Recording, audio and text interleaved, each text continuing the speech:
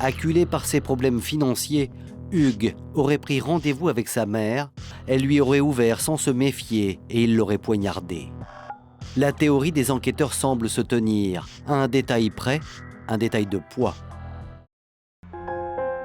Nous sommes le 31 décembre 1996 à Brison-Saint-Innocent, un petit village savoyard situé au bord du lac du Bourget, tout près d'Aix-les-Bains. Il est 8 h du matin, le soleil se lève à peine, mais un homme se dirige déjà vers son lieu de travail. C'est Daniel Princic, le jardinier d'une riche veuve du village, Anne-Marie Pignal, 76 ans. Elle vit dans cette demeure, située un peu en retrait du village. Le jardinier Daniel Princic ouvre la porte de la maison de sa patronne, Anne-Marie Pignal.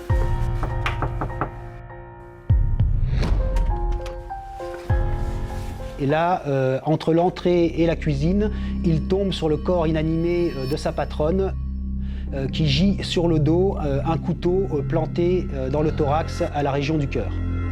En se rapprochant, Daniel Princic s'aperçoit que la septuagénaire n'est pas morte. Son jardinier me demande si elle a eu si c'est un accident ou si elle a été agressée. Elle ne répond pas. Immédiatement, le jardinier prévient les secours. Quelques minutes plus tard, à 8 h 20, les pompiers arrivent à la résidence d'Anne-Marie Pignal.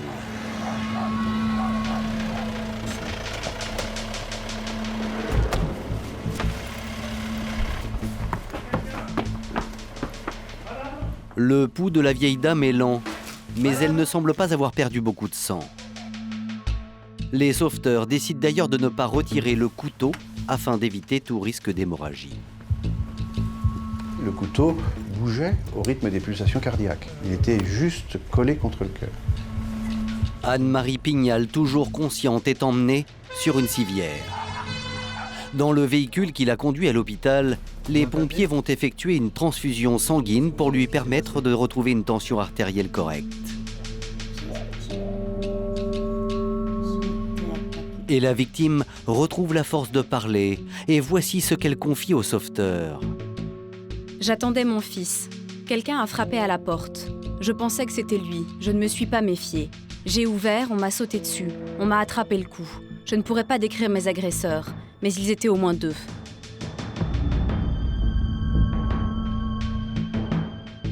À 8 h 45, l'ambulance transportant Anne-Marie Pignal arrive au centre hospitalier de Chambéry.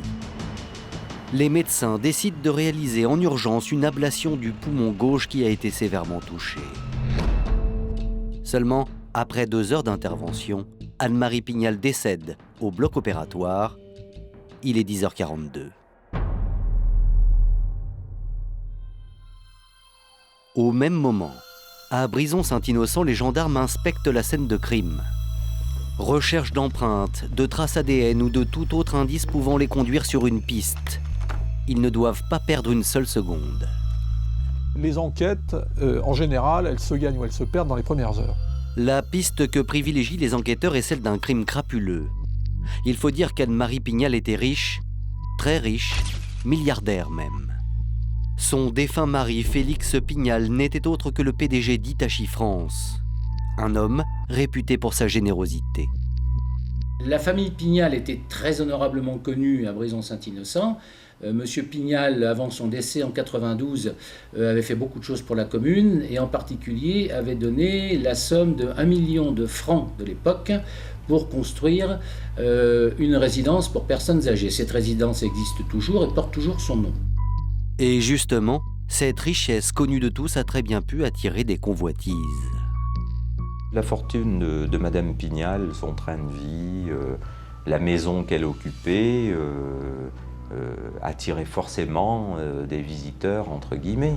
Et depuis quelques mois, les forces de l'ordre sont confrontées à une série de cambriolages envers les retraités de la région. C'est donc tout naturellement la piste que vont favoriser les enquêteurs. Précisément, au cours du dernier trimestre 96, il y a eu un certain nombre d'agressions de personnes âgées et nous, on s'est quand même interrogé sur la similitude du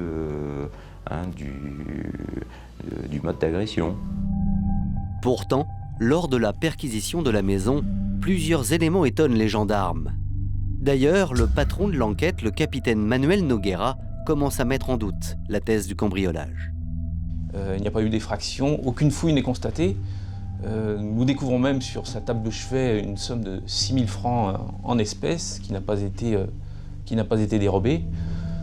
Les constatations réalisées dans tout le reste de la maison, dans toutes les pièces, démontrent qu'il n'y a eu aucune fouille. Ce qui nous semble un peu bizarre, nous, c'est que rien n'ait été dérobé.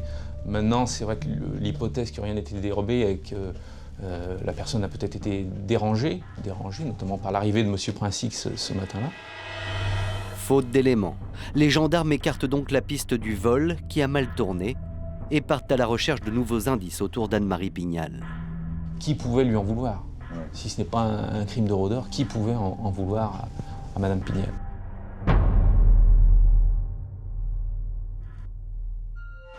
Pour relancer l'enquête, les gendarmes misent beaucoup sur les résultats des premières analyses scientifiques. Mais une série de négligences et de malchance va leur compliquer la tâche. Il se trouve qu'il y avait une Madame Pignal qui était mourante. Les secours sont arrivés, c'est normal, on a essayé de sauver cette dame qui était en train, malheureusement, de mourir sous les yeux d'un grand nombre de personnes. Mais on n'a pris aucune précaution. D'abord, les enquêteurs comptent sur les traces qu'ont dû forcément laisser les agresseurs autour de la maison. Il se trouve que ce 31 décembre, il avait neigé pas mal. Il y avait entre 2 et 5 cm autour de la maison de neige. Pourtant, contre toute attente, ces traces vont se révéler totalement inexploitables. La neige qui revêtait le jardin de la maison était souillée de toutes les empreintes de pas des secours, alors que normalement, il y avait les empreintes de pas de celui ou de ceux qui étaient venus tuer Madame Pignal. Les gendarmes espèrent alors que l'expertise de l'arme du crime leur permette d'en savoir plus. Mais là encore en vain, car une fois retiré du thorax d'Anne-Marie Pignal à l'hôpital, le couteau a été stérilisé. On n'avait pas pris les précautions fondamentales qui auraient normalement dû préserver les éventuelles traces sur le manche. C'est une négligence de la part de l'hôpital, qui ne savait pas que c'est une... Mais bon, quand on voit arriver quelqu'un avec un couteau planté dans le thorax, on doit bien se douter que c'est pas forcément accidentel. Donc il y a quelques précautions qui doivent être prises. Bon, on avait peut-être affaire à des infirmiers ou une infirmière un peu trop novice.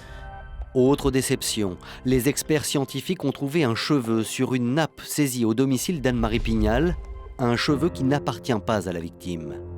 Mais les procédures n'ont pas été respectées et ce cheveu s'avère lui aussi inexploitable. De la même manière, la scène de crime n'ayant pas été protégée, aucune des empreintes digitales relevées ne peut être utilisée. Sur la scène de crime, il n'y a aucun indice matériel ou aucune trace qui permette d'identifier le ou les auteurs de l'agression. Seul indice fourni par l'expertise balistique, la taille de l'agresseur. Une atteinte effectuée par un agresseur de taille supérieure à sa victime. L'ennui, c'est qu'Anne-Marie Pignal ne mesurait qu'1,53 m et donc son agresseur ressemble forcément à Monsieur Tout-le-Monde.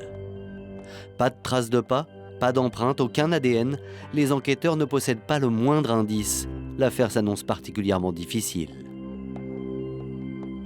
Mais les résultats de l'autopsie et les témoignages de quelques voisins vont leur permettre de reconstituer en partie les dernières heures de la vie d'Anne-Marie Pignal.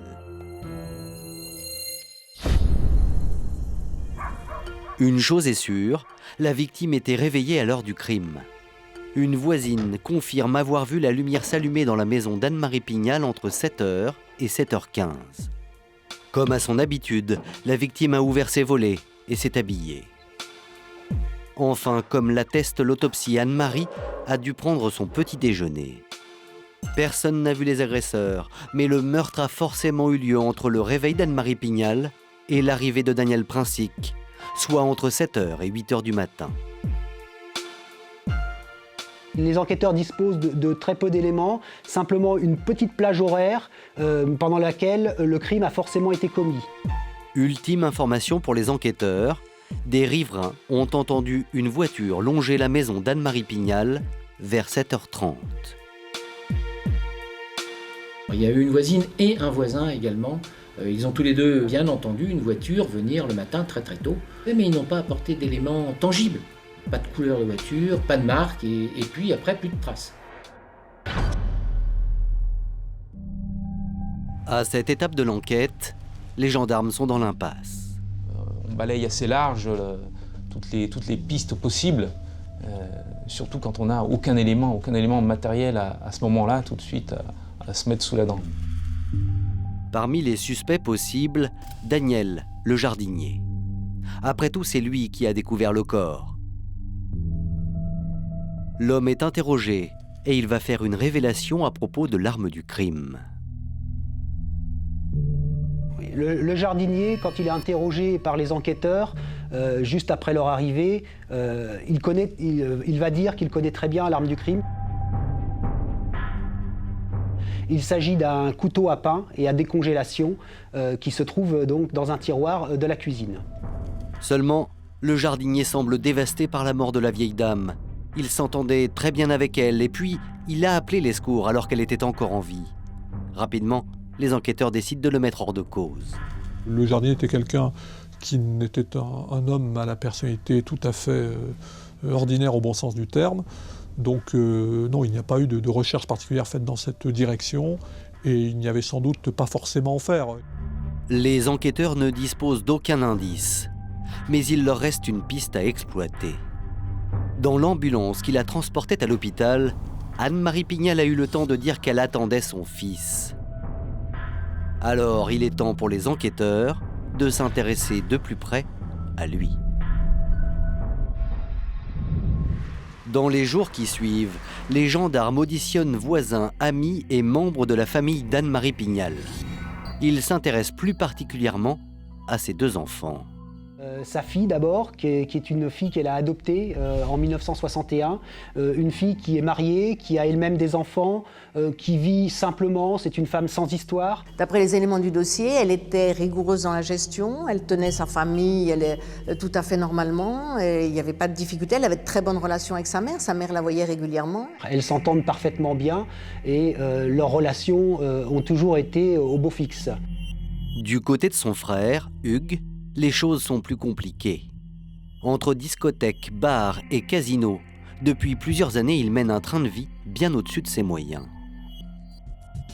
Oui, c'était un personnage qui aimait s'entourer de gens de la nuit, qui sortaient énormément, qui dépensaient beaucoup. Hugues Pignal, ça n'était pas un secret, était quelqu'un d'extrêmement dépensier. Il avait dépensé des sommes fabuleuses, il menait un train de vie extravagant. Il y avait une générosité pour tout ce cercle amical. C'est un homme fort en gueule, qui a de la gouaille, qui fréquente des gens pas toujours très recommandables. Il est beaucoup dans les milieux de la nuit, dans les bars de nuit, les discothèques. Il fréquente beaucoup les milieux interlopes d'Aix-les-Bains et des petits voyous qui sont parfois connus de la police. Seulement, les gendarmes vont découvrir que ce comportement très dépensier n'est pas sans conséquences. Hugues Pignal connaît de très gros problèmes d'argent. Il était, au moment des faits, dans une situation dramatique sur le plan financier. Il a des emprunts qu'il n'a pas remboursés, des emprunts à des particuliers, qu'il a fait à des particuliers, 60 000 francs pour l'un, 35 000 francs pour l'autre. Ses comptes personnels sont largement débiteurs. Il est interdit de chéquier, tout comme sa concubine. Ça paraît fou. Depuis 2 ans, Hugues Pignal est propriétaire d'un club de squash à Vivier-du-Lac, un petit village sur les rives du lac du Bourget. Mais le club est au bord de la faillite. Au total, Pignal a accumulé près de 200 000 francs de loyer de retard, soit 30 000 €. Et ce n'est pas tout. Il était très endetté à travers des pensions alimentaires qu'il devait verser à ses 2 premières femmes, avec qui il avait eu respectivement 2 et 1 enfant. Une situation financière d'autant plus dure à expliquer qu'à la mort de son père en 1992, le fils a touché 6 millions de francs d'héritage, près d'1 million d'euros. Une somme colossale qu'il a dilapidée en moins de 5 ans. Il flambe. D'ailleurs, il nous l'a dit, l'argent lui brûle les doigts. Autant sa sœur avait préservé cette somme en la plaçant et en vivant des intérêts que lui procuraient ces 6 millions de francs. Lui, Hugues Pignal, s'était empressé de les dépenser. Notamment par l'achat d'une maison, enfin la construction d'une maison à Puny-Châtenois, une une maison de luxe, hein, des achats de véhicules de luxe, hein, Porsche, des motos, bateaux, des voyages divers. Par exemple, après son deuxième divorce, il va épouser Viviane et il va emmener la quarantaine de convives en Corse, à Porto Vecchio, pour fêter le mariage. Et il va les emmener à ses frais en avion en Corse. Monsieur Félix Pignal avait dit, en parlant de son fils, de toute façon, après moi, il bouffera tout. En cette fin d'année 1996, Hugues Pignal a donc de gros problèmes d'argent. Et pourtant, les gendarmes vont découvrir que l'un de ses comptes bancaires s'élève à 12 millions de francs. Problème, il n'est pas le seul titulaire de ce compte. Sa mère, Anne-Marie Pignal, en conserve l'usufruit et elle peut en disposer comme elle veut.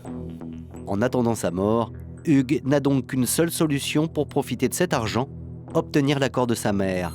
Et le moins que l'on puisse dire, c'est qu'il se montre insistant. Quand elle voyait Hugues Pignal, il se fixait rendez-vous par écrit ou par téléphone et elle notait le rendez-vous, elle prévenait le jardinier chaque fois qu'elle avait rendez-vous avec Hugues Pignal. Il n'avait de cesse après de harceler sa mère pour lui soutirer de l'argent et elle avait déjà donné des sommes fantastiques. Elle a régulièrement épongé les dettes de son fils, même si elle aurait souhaité ne pas le faire, pour pas que le nom de Pignal soit sali par les dépenses et les ardoises que laissait Hugues Pignal un peu partout.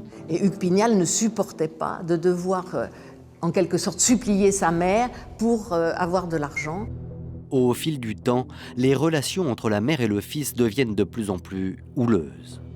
Pour preuve, cette lettre que nous nous sommes procurée, datée du 6 janvier 1995, rédigée par Anne-Marie, à l'attention de Hugues. Bonjour Hugues, qui est toujours mon fils. Comment te rendre crédible alors que tu cherches à Aix à te faire passer pour un caïd fortuné qui roule les épaules? Je t'en prie, ne continue pas ainsi. Ni ton père ni moi ne t'avons donné un tel exemple. Je compte encore sur toi et t'embrasse maternellement, ce qui n'exclut pas le désaveu de tes attitudes. Une telle animosité pourrait-elle justifier le crime ? 3 janvier 1997, gendarmerie de Chambéry.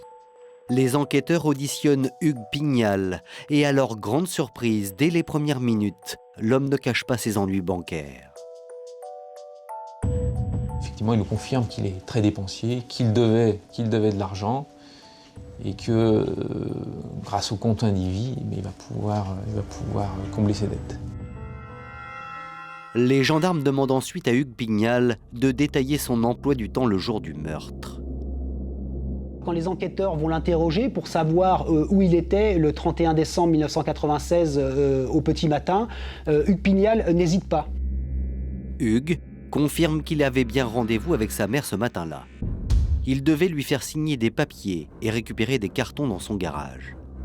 Il était prévu qu'il passe chez elle entre 8h et 9h, et voici ce qu'il dit avoir fait auparavant. Hugues Pignal se serait réveillé à 7h dans sa maison située sur les hauteurs d'Aix-les-Bains. Il aurait pris sa voiture, un véhicule de type 205 commercial blanche, pour se rendre dans le centre d'Aix-les-Bains, avenue du Grand Port, à moins de 10 minutes de chez lui. Il se serait d'abord arrêté à la boulangerie pour acheter des pains au chocolat, puis à la maison de la presse pour acheter le journal. D'ailleurs, il aurait croisé une connaissance, un certain Stéphane Chaban. Quelques instants après, il aurait pris un café au bar du Soleil. Il fait état d'une conversation qu'il a entendue dans un bar où il a pris un café.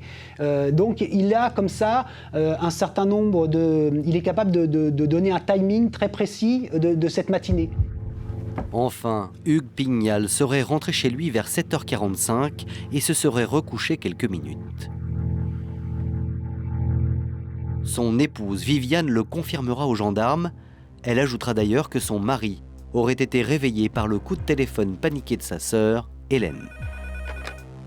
Sa sœur qui indique que Madame Pignal s'est blessée, qu'il lui arrivait quelque chose de grave, voilà. Les gendarmes décident de vérifier l'emploi du temps d'Hugues Pignal. Ils partent à la rencontre d'éventuels témoins. Il fallait faire la lumière sur les lieux où il s'était vraiment rendu ce matin-là et vérifier ses alibis. Mais rapidement, les enquêteurs découvrent que peu de personnes se souviennent de la présence d'Hugues Pignal au matin du 31 décembre. Ni la boulangère, ni le marchand de journaux, ni même le tenancier du bar du Soleil ne sont réellement certains de l'avoir vu. Toutes ces déclarations sont très contradictoires. Chaque fois qu'il dit quelque chose, il y a quelqu'un pour intervenir pour dire le contraire. Pourtant, un homme confirme avoir croisé Pignal ce matin-là vers 7h10. C'est Stéphane Chaban, l'homme qu'il a rencontré devant le marchand de journaux. L'alibi est maigre, certes, mais pour les gendarmes, il existe. Qu'il n'aurait pas eu d'alibi, c'est pas quelque chose que je trouvais très important dans le dossier. Parce que sur les horaires, vous savez, on ne passe pas son temps à regarder sa montre. Le témoignage visuel est quand même très fragile. Les commerçants peuvent l'avoir, il a pu être là et que le commerçant ne s'en souvienne plus. Donc pour moi, c'était pas quelque chose favorable ou défavorable qui avait de l'importance dans le dossier. L'incertitude quant à son alibi n'est pas suffisant aux yeux des enquêteurs, évidemment, pour espérer accuser Hugues Pignal ou même tout simplement le placer en garde à vue et le confondre dans le crime qu'il tente d'élucider alors. Les gendarmes laissent donc Pignal en liberté tout en continuant à enquêter sur lui. Et rapidement, ils vont se rendre compte que depuis quelque temps, ses problèmes financiers se sont particulièrement aggravés. En passant les comptes d'Hugues Pignal à la loupe, les gendarmes découvrent deux informations capitales. La première, c'est qu'en cette fin d'année 1996, l'homme a reçu 2 sommations d'huissier lui réclamant un total de 200 000 francs. C'était le 30 décembre 1996, la veille du meurtre. Ils apprennent aussi que les relations entre Anne-Marie Pignal et son fils étaient devenues si tendues que celle-ci avait pour projet de le déshériter en partie. Sa mère en avait assez des dépenses de son fils et voulait par tout moyen essayer de freiner ces dépenses. Il y avait des tensions. Anne-Marie Pignal, qui était une femme de caractère, extrêmement bonne gestionnaire, puisqu'elle avait en charge la gestion de toute cette fortune accumulée pendant des années de travail par le père Pignal. C'est vrai que elle était confrontée à un personnage qu'elle devait considérer comme étant irresponsable. Et notamment, elle avait envisagé de modifier le testament qui était en sa faveur pour donner une partie de sa fortune non pas à son fils mais à ses petits-enfants. Ça lui l'avait appris et ça l'avait véritablement contrarié. Plus incroyable encore, les enquêteurs découvrent qu'Hugues Pignal a dépensé une partie importante de l'héritage de sa mère quelques jours à peine après l'avoir touché. Il avait besoin d'argent frais. Donc il y a eu l'héritage qui est arrivé et comme par hasard, ces affaires qui périclitaient ont commencé à aller un petit peu mieux parce qu'il a remboursé un certain nombre de choses. Et en particulier, il y avait ce squatch dont il s'occupait à Vivier-du-Lac. Et comme par hasard, pratiquement du jour au lendemain, le squash n'était plus à vendre. Face à ces éléments, les gendarmes pensent avoir trouvé le mobile parfait. Et ils imaginent un scénario possible. Acculé par ses problèmes financiers, Hugues aurait pris rendez-vous avec sa mère, prétextant des papiers à signer et des cartons à déménager. Le 31 décembre, elle lui aurait ouvert sans se méfier et il l'aurait poignardé. La théorie des enquêteurs semble se tenir à un détail près, un détail de poids. Si Hugues Pignal a agressé sa mère, pourquoi ne l'a-t-elle pas dénoncé dans l'ambulance ? Anne-Marie Pignal, quand elle a parlé au médecin urgentiste, mais également à son jardinier, n'a jamais cité le nom d'Hugues Pignal. Il lui aurait été facile de dire que parmi les agresseurs se trouvait son propre fils. Donc on a déjà un premier élément absolument évident, c'est que la victime elle-même n'accuse pas son fils. Les gendarmes ne disposent d'aucune preuve matérielle ni de témoignage direct. Pendant plusieurs mois, l'enquête piétine. Et c'est grâce au hasard que l'affaire va être relancée.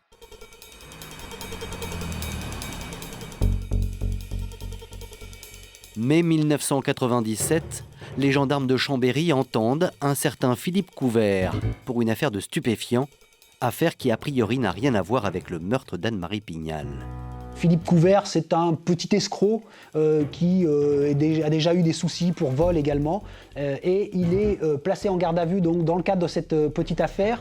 Et il espère pouvoir tirer son épingle du jeu. C'est-à-dire que très vite, il dit aux enquêteurs « Moi, j'ai des révélations à vous faire sur l'assassinat de Madame Pignal ». Philippe Couvert commence par expliquer qu'il connaît le fils de Madame Pignal, puisqu'ils ont été en relation d'affaires. Philippe Couvert connaît bien Hugues Pignal pour avoir été gérant quelques années auparavant du club de squash détenu par Hugues Pignal.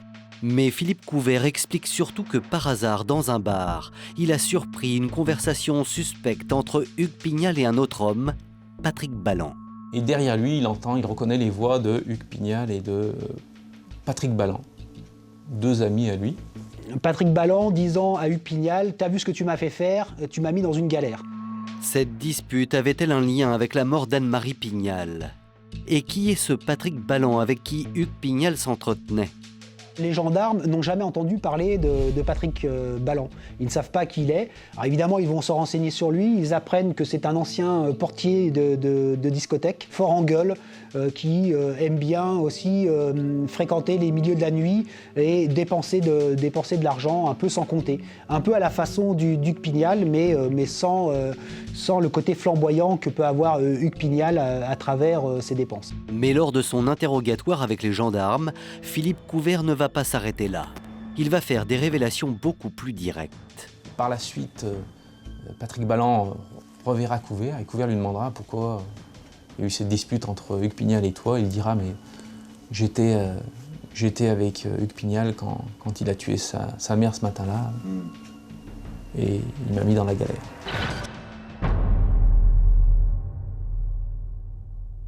Pour la première fois depuis le début de l'enquête, les gendarmes ont enfin de quoi accuser Pignal. Mais peuvent-ils se fier au témoignage de Philippe Couvert, petit escroc qui semble ne pas porter Hugues Pignal dans son cœur? Dans ce dossier, on n'a que des personnalités qui sortent un peu de l'ordinaire. On a ce monsieur Couvert, dont on sait qu'il a un conflit très vif avec monsieur Pignal. Je crois qu'ils se détestent. Et oui, puisque Pignal avait racheté le squash. Donc il y avait un conflit d'intérêts économiques. Et ils se sont connus à un moment donné, mais vraiment, ils ne s'aiment pas. S'agit-il d'une simple vengeance entre deux concurrents? Philippe Couvert accuse-t-il à tort les deux hommes? Pour le savoir, une seule solution, confronter Balland et Pignal. 3 juin 1997, Hugues Pignal et Patrick Balland sont convoqués à la gendarmerie de Chambéry. Interrogés, les deux hommes réfutent entièrement le récit de Philippe Couvert. D'ailleurs, à les en croire, ils ne se connaissent même pas. C'est vrai que pour eux, il n'y a pratiquement pas de lien entre eux, ils ne se connaissent pas, ils se fréquentent tout juste. Et face aux gendarmes qui ne savent plus qui croire, Hugues Pignal retourne l'accusation. Hugues Pignal va même d'ailleurs aller jusqu'à dire que Philippe Couvert est vraisemblablement le meurtrier, le bras armé qui a tué sa mère. Faute de preuves, les gendarmes sont bien obligés de laisser repartir Pignal et Balland. Donc avec le magistrat, nous décidons de lever la garde à vue, puisque nous n'avons pas plus d'éléments concernant le dossier, l'agression de Madame Pignal. Mais ils ne vont pas baisser les bras pour autant. Non seulement les deux suspects sont placés sur écoute, mais ils vont être pris en filature et surveillés. C'est ainsi que les gendarmes vont découvrir que Pignal et Balland, qui affirmaient ne pas se connaître, semblent en réalité inséparables. Et à partir de ce moment-là, c'est vrai que nous constatons que Patrick Balland et Hugues Pignal ne se lâchent plus. Ils sortent ensemble régulièrement, ils partent en vacances ensemble régulièrement. L'impression que la garde à vue les a libérés de quelque chose. Voilà. Alors, soit ils pensent qu'ils ne sont plus surveillés, soit la garde à vue les a rapprochés. J'opte plutôt pour la première solution. En fait, les gendarmes vont comprendre très vite que ces deux hommes-là se connaissent de longue date, mais qu'ils avaient gardé leur relation secrète. Pourquoi l'aurait-il gardée secrète? Est-ce que c'est parce qu'elle est en lien avec l'assassinat d'Anne-Marie Pignal? Les enquêteurs, à cette époque, s'interrogent encore. Pignal et Balland se connaissent depuis très longtemps. Les gendarmes en sont désormais persuadés. Mais une énigme subsiste. Pourquoi ont-ils caché leur amitié? Ils obtiendront la réponse grâce à un troisième homme.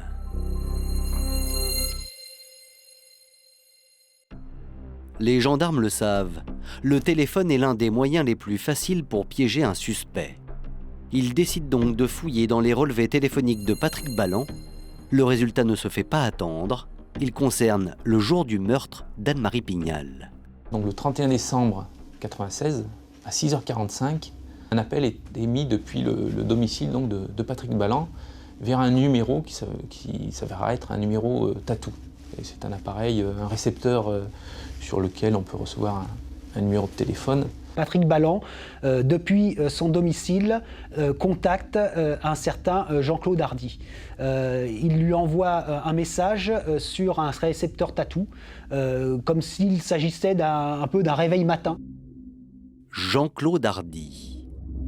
Les gendarmes se renseignent sur ce trentenaire, un ex-videur de discothèque au casier judiciaire vierge. C'est quelqu'un de simple, de paisible, de serein.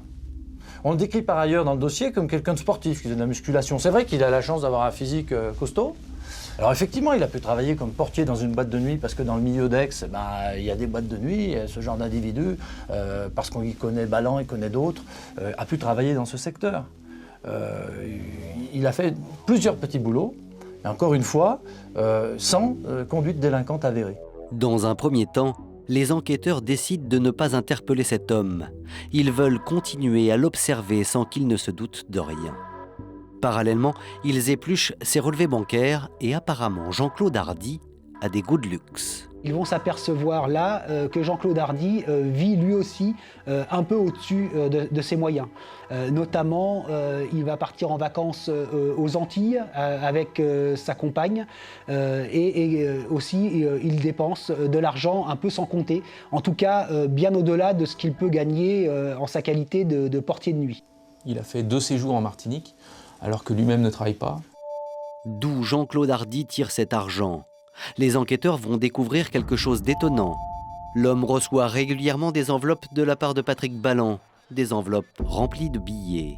Le calcul, les rapprochements et les aveux des uns et des autres, sur ce point, permettent de dire que M. Hardy aura touché entre 70 et 100 000 francs de l'époque en une dizaine d'enveloppes, en espèces qu'il dépensait au fur et à mesure. Pourquoi Balland remet-il de l'argent à Hardy? Et quel est le lien entre les deux hommes et Hugues Pignal? Pour l'instant, nous n'avons pas de lien direct entre Jean-Claude Hardy et Hugues Pignal. On sait qu'ils ont des relations ensemble, que de l'argent passe de main en main, mais on ne sait pas qui fait quoi et à quel moment. Encore une fois, c'est un appel téléphonique qui va donner un coup de pouce aux enquêteurs. 10 août 1999. Les gendarmes interceptent un appel crucial. Hardy, qui se trouve chez Patrick Balland, tente de joindre Hugues Pignal, mais c'est Viviane, sa femme, qui décroche. Il lui a dit qu'il faut absolument qu'il voie Hugues de toute urgence. Cet appel téléphonique, qui de surcroît était accompagné d'une manipulation pour cacher le numéro, est un élément supplémentaire qui conduisait les enquêteurs à se dire il est clair qu'il y a une demande d'argent, ou en tout cas une attente d'argent de la part de M. Hardy, en direction de Pignal. Pour les gendarmes, cela ne fait plus aucun doute. Hardy, Balland et Pignal sont liés au meurtre d'Anne-Marie Pignal. Reste à déterminer comment. Ils n'ont plus le choix, ils vont devoir réussir à faire parler Jean-Claude Hardy. Nous sommes le 11 octobre 1999. Les gendarmes savent que Jean-Claude Hardy est venu passer le week-end dans un hôtel du centre-ville de Chambéry. Pour eux, le moment est venu de l'interpeller. Nous interpellons Jean-Claude Hardy avec sa concubine. Ils sont placés tous les deux en garde à vue. Emmené à la gendarmerie de Chambéry, Jean-Claude Hardy commence par nier catégoriquement toute implication dans le meurtre d'Anne-Marie Pignal. Les enquêteurs l'interrogent alors sur les sommes d'argent que lui a remis Patrick Balland. Et là encore, il ne se démonte pas, il trouve immédiatement une explication.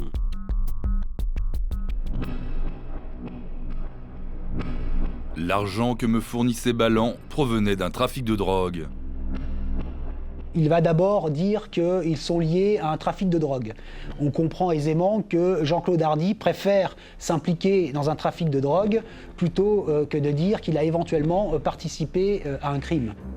Les gendarmes vont alors faire écouter à Jean-Claude Hardy l'enregistrement de l'appel qu'il a passé à Viviane Pignal.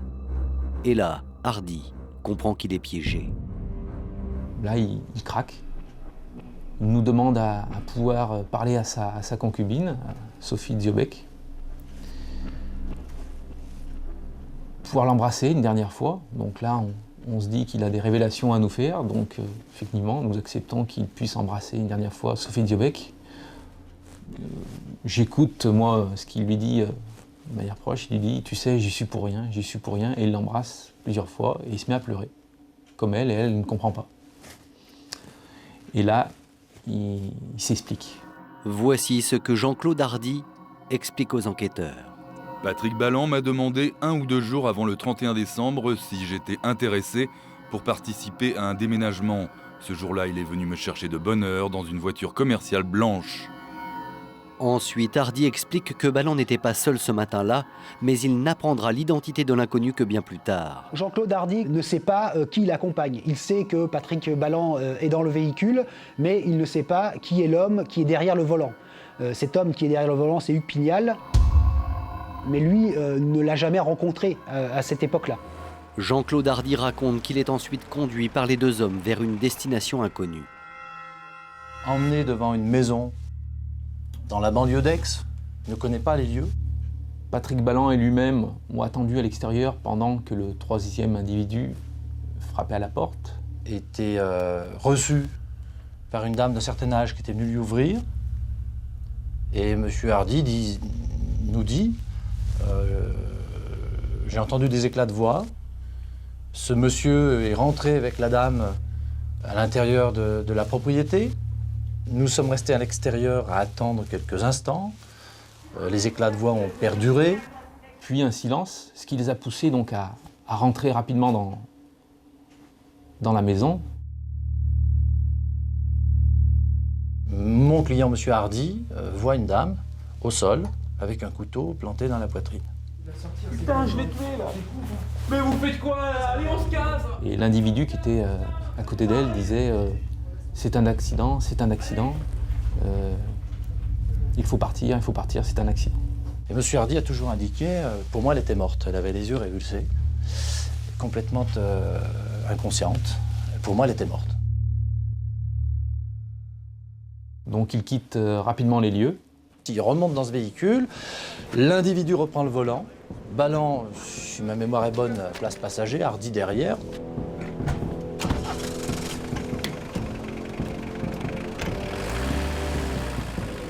L'individu que mon client ne connaissait pas était énervé, tapait sur le volant en disant « C'est un accident, personne ne va nous croire, personne ne nous a vus. » C'était un accident, bordel, c'était un accident. Vous ne dites rien à personne. Je crois qu'il leur a dit, en tout cas ça s'est révélé plus tard, je vous indemniserai pour votre silence. Au total, Jean-Claude Hardy explique avoir touché près de 100 000 francs de la part de Pignal par l'intermédiaire de Balland. Les enquêteurs n'en reviennent pas. Le videur vient de leur apporter le témoignage qu'ils attendaient depuis 2 ans. Les enquêteurs tiennent vraiment, c'est vraiment le coup de théâtre, puisque les enquêteurs tiennent vraiment une piste sérieuse et en tout cas suffisamment d'éléments pour inquiéter Hugues Pignal et par ricochet Patrick Balland. Dans les 48 heures qui suivent, les enquêteurs vont interroger Balland, puis Pignal.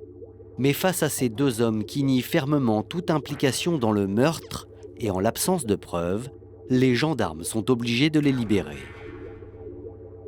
Ils ont été remis en liberté par la chambre de l'instruction, estimant qu'ils avaient des gages de représentation et qu'ils pouvaient attendre en liberté que le procès d'assises intervienne. Cela va faire près de 3 ans qu'Anne-Marie Pignal a été assassinée. On pense que cette histoire est terminée, mais un homme va donner une nouvelle version des faits.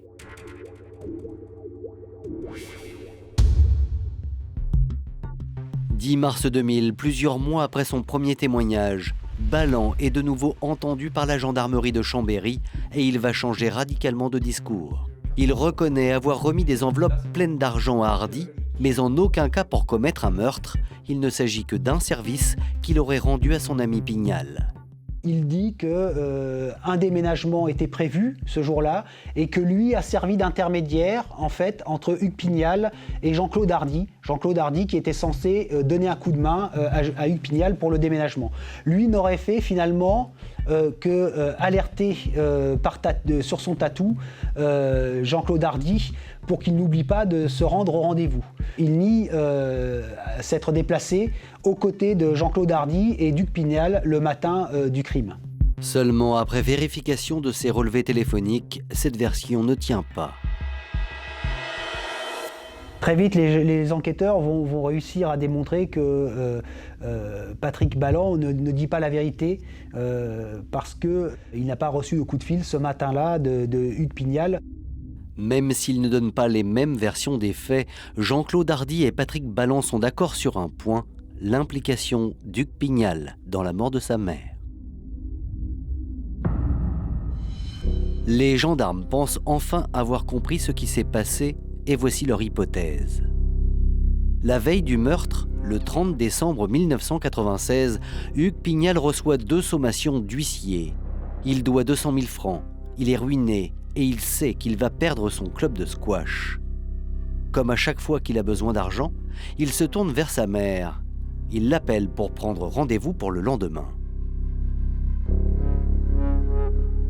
Le 31 décembre à 6h45, Patrick Balland contacte Jean-Claude Hardy, puis le récupère devant chez lui dans une voiture conduite par Hugues Pignal.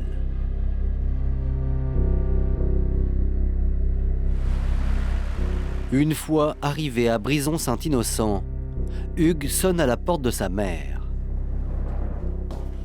Celle-ci n'attend son fils qu'une heure plus tard. Elle se méfie et ouvre, un couteau à la main. Hugues pénètre dans la maison. Il lui demande de l'argent, mais sa mère refuse de lui en donner. Ils se disputent. L'échange dégénère.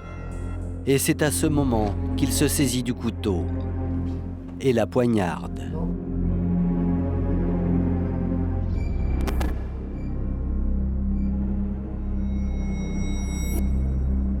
Alerté, ses complices le rejoignent.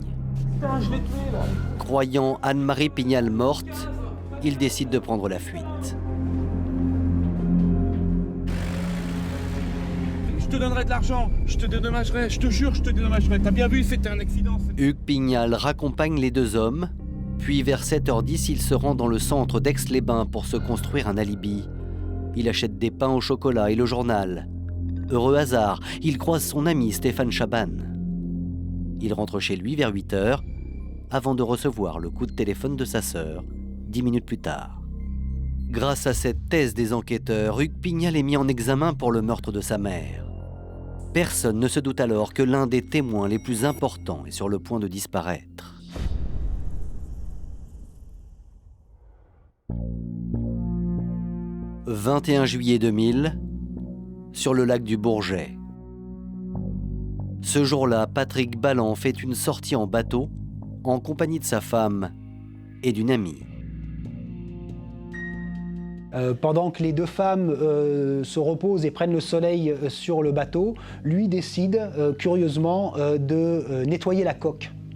Et donc, à un moment, sa femme va entendre un bruit, un plouf. La femme de Balland se précipite. Elle ne voit plus son mari, ni sur le bateau, ni dans l'eau. Les heures passent et Patrick Balland ne réapparaît pas. Monsieur Balland a disparu dans l'eau. Des recherches sont lancées. Pendant plusieurs jours, le fond du lac du Bourget est inspecté. Mais on ne retrouvera jamais Patrick Balland. Pour les enquêteurs, il ne peut s'agir d'un accident. Sur les 9 ans que j'ai travaillé sur Chambéry, chaque fois que quelqu'un s'est noyé dans le lac du Bourget, on l'a retrouvé. Et à part l'hypothèse d'un malaise cardiaque, brutal, la noyade me semble peu plausible. À quelques mois du procès de Hugues Pignal, la disparition de Patrick Balland intrigue. Se serait-il suicidé? Craignait-il peut-être ce procès dans lequel il s'apprêtait à être jugé pour complicité d'assassinat et non-assistance à personne en danger? Il va envoyer, quelques minutes avant sa disparition, et alors qu'il est déjà sur le lac, un SMS à sa maîtresse de l'époque qui, pour les enquêteurs, ressemble à un SMS d'adieu. Est-ce que c'est un SMS de quelqu'un qui va se suicider? Je n'y crois pas davantage. Monsieur Balland n'était pas du genre à se suicider, en tout cas, il ne se serait pas pris de cette façon-là. Très vite, une autre hypothèse est évoquée. Aurait-on cherché à éliminer ce témoin gênant? Est-ce que cette disparition dans le lac n'est pas aussi une disparition très opportune pour faire disparaître un témoin gênant qui aurait pu être très important au moment du procès? Quelle aurait été la couleur de ce dossier en présence de M. Balland? Il savait des choses, Patrick Balland, et il aurait été intéressant qu'il aille un peu plus loin dans ses dépositions. Aussitôt, les regards se tournent vers Hugues Pignal, celui à qui la disparition de Balland profite le plus. Les enquêteurs, évidemment, apprenant cela, vont s'intéresser de près à cette mystérieuse disparition. Ils vont curieusement s'apercevoir que Hugues Pignal a fait l'acquisition récemment d'une tenue de plongée. Hugues Pignal aurait-il fait disparaître son ex-complice Balland? Cette thèse alimente toutes les rumeurs. Vérification faite, à l'heure où Patrick Balland disparaît, Hugues Pignal est en train de signer son contrôle judiciaire, sa présence donc à la gendarmerie d'Aix-les-Bains. Et donc il a, comme qui dirait, un alibi en béton pour ne pas être lié à la disparition de Patrick Balland. Dernière spéculation, celle d'une disparition volontaire. Patrick Balland a-t-il voulu se soustraire à la justice? On s'est dit, est-ce que par hasard, il n'aurait pas pris la fuite? Tout est possible dans la vie. Hein. Elle est tout à fait plausible parce que il y a du monde sur le lac. Monsieur Balland est un homme qui est capable de nager entre deux eaux après avoir pris suffisamment d'air pour s'éloigner discrètement du bateau. C'est un homme qui est capable d'être pris en charge par un plongeur qui vient à sa rencontre et qui lui donne un peu d'air, toujours sans ressortir à la surface. C'est un homme qui est capable de ressortir un peu plus loin derrière un bateau qui se trouve à proximité, lequel bateau peut s'éloigner discrètement avec M. Balland à son bord sans que personne ne s'en rende compte. Ça n'est qu'une hypothèse, bien entendu. Le principal témoin a disparu et le dossier ne contient toujours aucune preuve matérielle. À la veille du procès, l'accusation est singulièrement fragilisée. Et si Hugues Pignal était innocent? 27 mai 2002, c'est en homme libre qu'Hugues Pignal se présente devant la cour d'assises de Chambéry. Et malgré la gravité de son chef d'inculpation, le moins que l'on puisse dire, c'est qu'il semble détendu. Il rentrait de Corse. Il était extrêmement décontracté, presque arrogant. Et il avait un comportement assez étonnant pour quelqu'un qui était accusé du meurtre de sa mère. Il avait un côté matamor. Ouais. Il roulait les mécaniques. Il était d'ailleurs pas mal physiquement, mais il vous disait toutes les femmes sont folles de moi. Vous voyez, c'était un bleur, sûr de lui par l'argent qu'il avait. Si dans un premier temps, Hugues Pignal séduit le public, il va rapidement montrer un tout autre visage, notamment lorsqu'il évoque sa mère. Pour ma part, ce qui m'a aussi frappé, c'est que quand il parlait de la victime, il disait jamais ma mère, et encore moins maman, c'était elle tout au plus. On sentait qu'il n'y avait pas de rapport d'affection particulier avec la victime. Et ça a quand même pesé assez lourd, il me semble, dans le débat. Il se défendait fort bien. Il cherchait surtout à convaincre les jurés de son innocence, mais sur le plan des sentiments à l'égard de sa mère, en tout cas, moi, je n'en ai pas ressenti. Pour Jacqueline Dufournet, l'avocate générale de la cour d'assises de Savoie, Hugues Pignal est un fils intéressé qui a tué sa mère pour échapper à une situation financière catastrophique. Durant les 3 ans d'instruction qui ont suivi la mort d'Anne-Marie Pignal, Hugues a dépensé près de 23 millions de francs, soit près de 3,5 millions d'euros. C'est vrai que j'avais beaucoup insisté sur le côté patrimonial, sur cette haine que le fils avait envers sa mère, qui n'attendait qu'une chose, c'était qu'elle décède pour hériter. Et puis cette peur de cette vieille dame qui, en fait, a peut-être pas su entourer d'affection son fils, c'est possible, mais qui, en tout cas, vivait dans la terreur. Et c'est des éléments, c'est sûr, que j'ai sans doute dû mettre en évidence dans mon réquisitoire. De son côté, la défense de Pignal met en avant l'absence de preuves et pose des questions restées sans réponse. Si Pignal avait l'intention de faire du mal à sa mère, de lui faire peur, simplement, est-ce qu'il avait besoin d'être accompagné par 2 témoins? Autre question, pourquoi Anne-Marie Pignal n'a-t-elle pas dénoncé son fils dans l'ambulance? L'accusation a son idée. La victime a peut-être voulu épargner son fils et par là même l'honneur de la famille. Peut-être qu'elle l'a reconnu et qu'elle n'a pas voulu le dénoncer. En tout cas, elle a dit qu'ils étaient plusieurs, au moins 2. C'est tout. Les débats progressent. Hugues Pignal est confiant, peut-être un peu trop. Même s'il n'y a pas de preuves dans un dossier, il y a ce qu'on appelle l'intime conviction. Et ça, dans ce dossier, justement, je crois que ça a été très important parce que M. Pignal ne s'est pas présenté devant les jurés d'une façon très flatteuse. Donc, il était arrogant, il était prétentieux. Pour vous dire, il était libre, il allait manger en face du palais à midi. L'audience reprenait à 2h, il n'arrivait qu'à 2h30, 3h moins le quart. Donc tout le monde l'attendait, les magistrats l'attendaient, les jurés.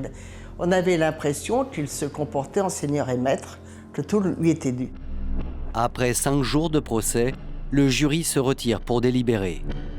Hugues Pignal n'a aucun doute. Ce soir, il sera acquitté. D'ailleurs, Hugues Pignal avait prévu de convier une vingtaine de personnes dans un restaurant situé de l'autre côté, sur le trottoir d'en face de la cour d'assises, pensant qu'il allait sans doute fêter sa victoire devant la cour d'assises. 31 mai 2002, les jurés se sont forgés leur intime conviction. Le verdict tombe. Peut-on être condamné à 20 ans de prison sur un simple témoignage sans preuve, même si beaucoup d'indices semblent vous accuser? C'est ce qui est arrivé à Hugues Pignal, enfant adoptif d'un couple de riches industriels, accusé d'avoir tué sa mère adoptive dans sa... Hugues Pignal est condamné à 20 ans de prison. Un matricide qui, selon le jury, aurait été commis sans préméditation.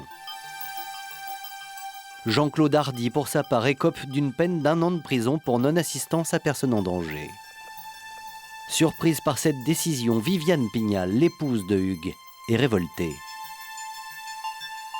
C'est inadmissible qu'au jour d'aujourd'hui, Hugues soit condamné à 20 ans de réclusion sur l'intime conviction et non sur des faits, des preuves tangibles.